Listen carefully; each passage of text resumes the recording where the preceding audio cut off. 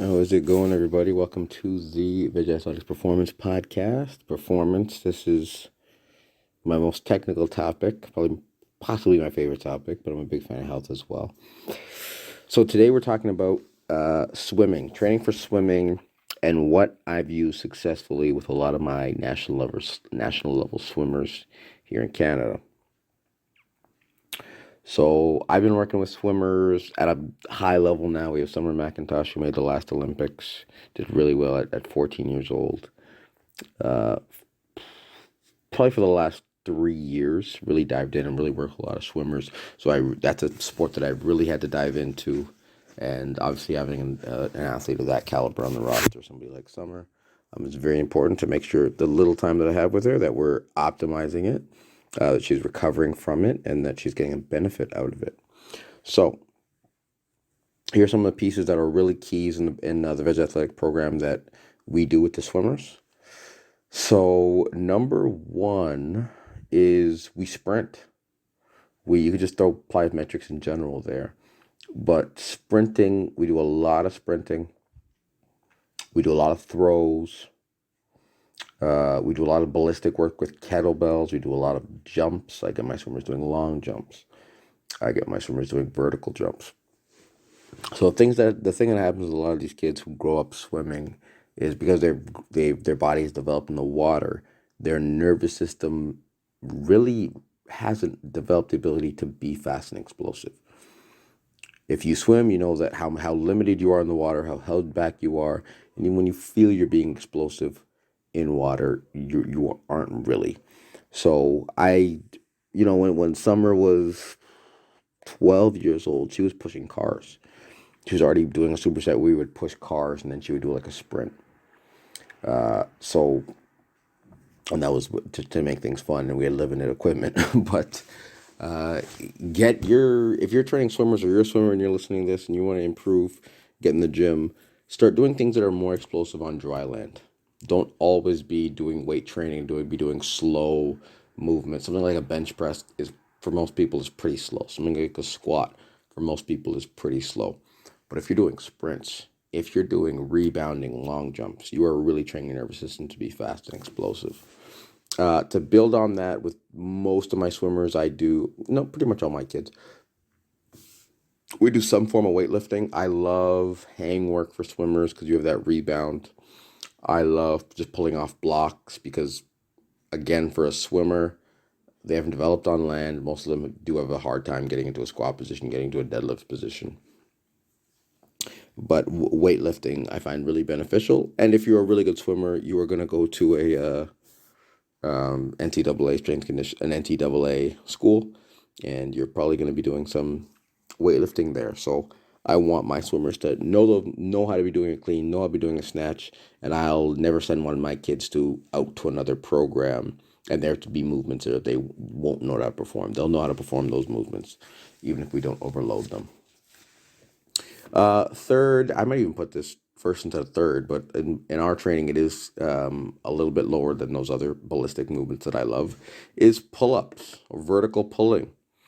So there's research in the NCAA Strength Conditioning Manual, and when they do the research and they look at exercise prescription, there's speed. For when I used to work with my hockey players, we would work on sprinting speed because how fast you can sprint is directly correlated to how fast you can skate. When I'm looking at swimmers, how fast you can perform a pull-up is correlated to how fast you can swim. So yeah, if you can do more reps, you can probably pull faster. But when I am looking at my swimmers, training my kids, it's working to get them to do a pull-up, which a lot of the time for girls is really tough, and that's going to take a while. But once they are performing pull-ups, it's short sets where they're doing 3 reps, 4 reps, 5 reps, 6 reps, maybe 7 reps. But for 6 and 7 is probably for my guys.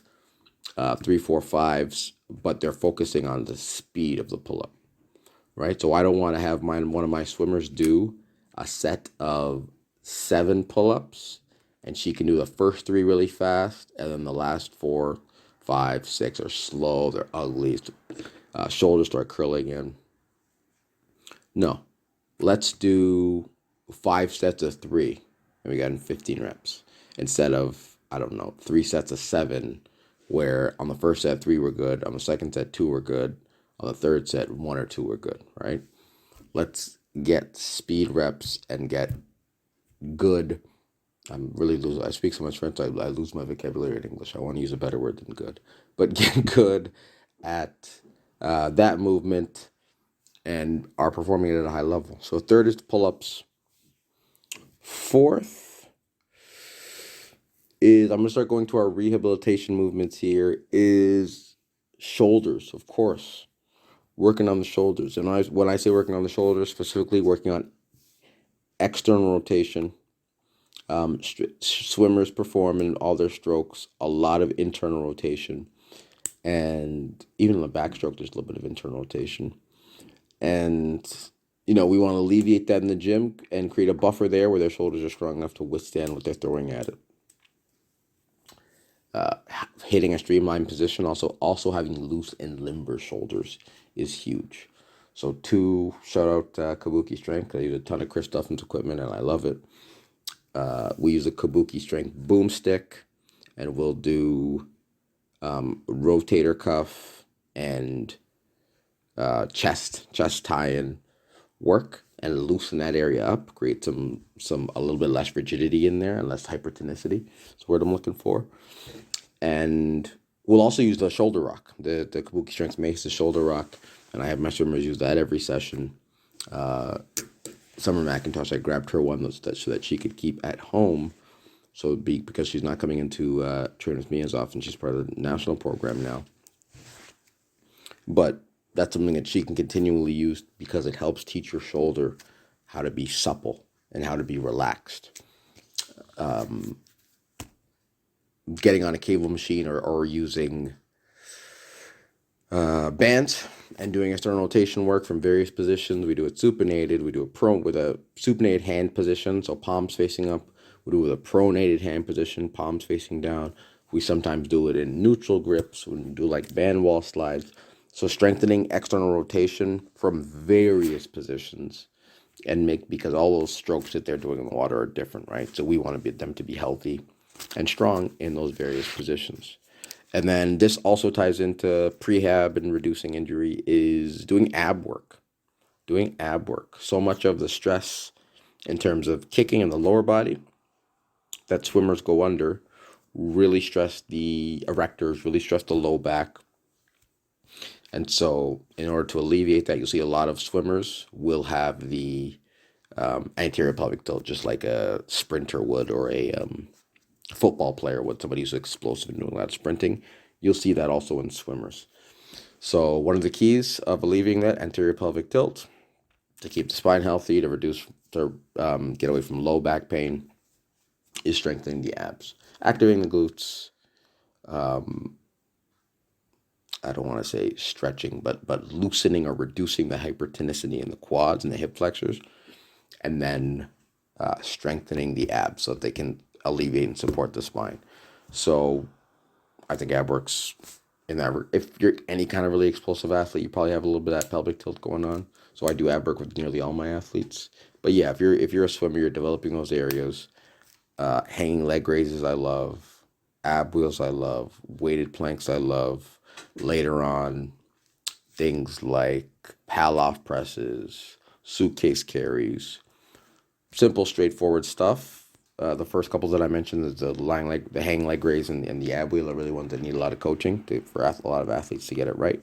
But if swimmers can get stronger in that area, then that is going to help reduce a lot of injury. That is definitely going to help reduce a lot of injury. So that is really, those are the points of focus for what I do as my high performance swimmers, for my national level swimmers. Sorry, one of my bunnies is jumping up on a box here. Okay.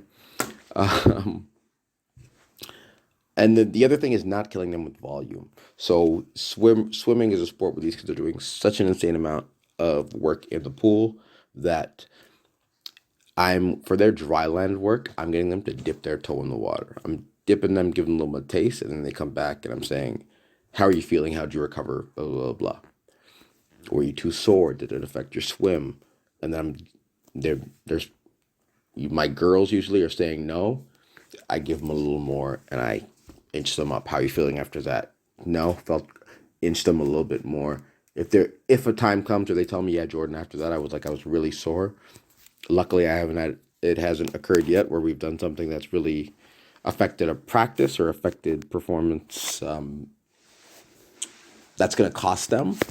But if Jordan, I was really, really sore here. Okay, that's possibly a weak area. Maybe we have to keep attacking that area, but we got to watch it in terms of our volume. And I find my male swimmers the ones who don't recover as well.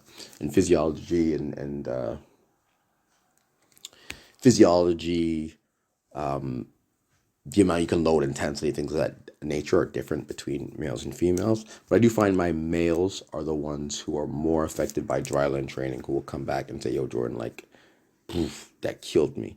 So that is also something to keep an eye on, is recoverability and how that varies between the two groups. Because you sometimes have different other groups that are different. Like I used to train university basketball, and you do something with the guys, something with the girls, and the girls would be smashed and the guys would be okay.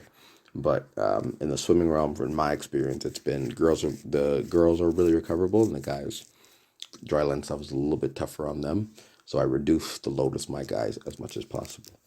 One thing I want to see, I don't see any research on it, and I'd love to see it. Maybe if I don't see it in the next couple of years, I'll do some research on this, is I want to see elite level swimming and what impact bone density has there.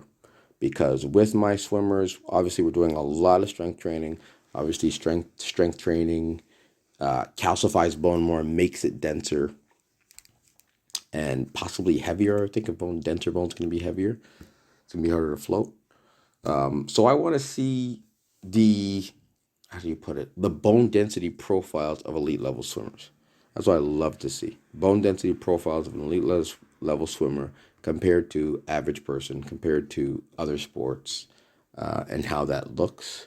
Because what I've made the assumption that you don't want too dense bones in order to be elite at swimming. And so one of the changes that I've made over time is I keep my swimmers doing short sets, and there isn't a lot of time under tension. We do short explosive sets. So we do weightlifting, and they're doing a couple reps of cleans. We do dynamic effort squats, and they're doing a couple reps of squats against bands or something like that, and then sprints and jumps and whatever. But I've really lessened the amount of like 10, 15 reps on a bench press or a squat or something like that, because I'm thinking to myself, over time, denser bones is not what you want, to swim as fast as possible and to float as easily as possible. But I could be wrong, so I need to see research on that. So there you go. I hope there's something that you guys can learn from here. I've had a lot of success in this program, helping swimmers get to the next level, helping swimmers get to nearly the highest level. We're going to get some medals for the next Olympics for summer, but she has so many more Olympics to go. And these pieces you need to be working in, and it is the same as in any other sport. This has just become a specialty of mine. But in any sport, you're looking at the movements of the sport, the common injuries, what's required of these athletes, and how you can make it better and give them better qualities to take forward. So as always, hit me up, Jordan at vejathletics.ca. Vejathletics.ca is the website. Vej Athletics is the firm. I'll catch you guys later, Vej Athletics.